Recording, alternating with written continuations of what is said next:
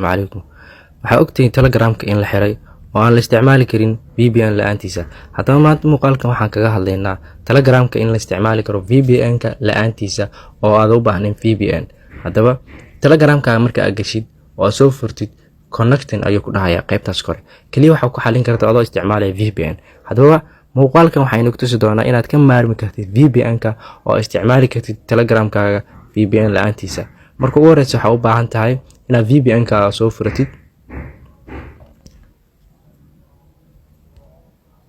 Okay, VPN-ka marka soo furatid kadib qaybtaas connection-ka aad ku dhufatid.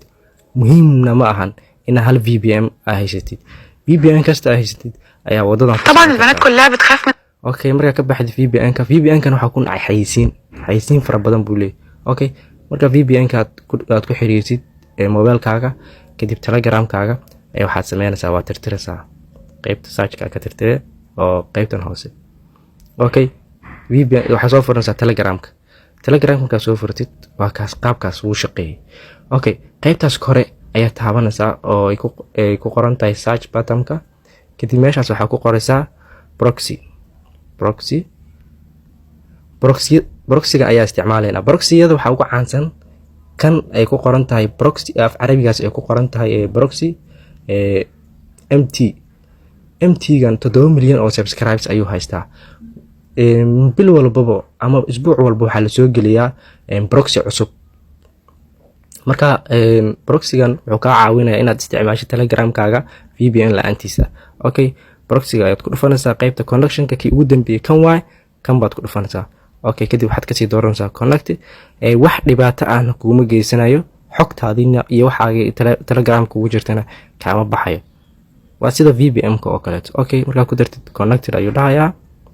halka baxaysa halkaas ayuu ku soo darsamayaa proxy-gi. Okay, proxy-ga halka markuu ku soo darsamo waxaad sameynaysaa telefonkaaga soo rogaysaa qaybtan baad tagaysaa hoos kadib waxaad dhahaysaa open kadib waxaad dhahaysaa halkaas kor VPN-ka disconnected baad dhahaysaa. waxay imaanaysaa VPN-kii waaba iska tuuraysaa isaga dhan delete baad dhahe. Okay, VPN-ka markaad tuurtid Telegramka dib u soo furaysaa. waa kaas Telegramkaagi si toos u shaqeynaya. halkan maxaa ku soo darsamay hadda halkaas calaamadda tigta ay saaran tahay saxda ah ku dhufatid waxaa arkaysaa proxy setting-kan ayaad u isticmaalaysaa Telegramkaaga kaas oo kaga maarbaysid VPN iyo VPN-ka xayisiimihiisa la socday. Okay, proxy-gan ma la tuuri karaa ma la tirtiri karaa? haa, kaliya waxaad taabanaysaa meeshaas ay ku qoran tahay proxy. halkaas connection baad riixaysaa kadibna delete baad dhahaysaa waa iska tuuraysaa. ugu haddaad delete gareysidna kuma shaqeyn doono Telegramkaaga. hadda waan delete gareeyay fiiri Telegramka waa kaas sidii uu yahay. marka qaabkan ayaa loo isticmaali karaa Telegramka VPN la'aantiisa.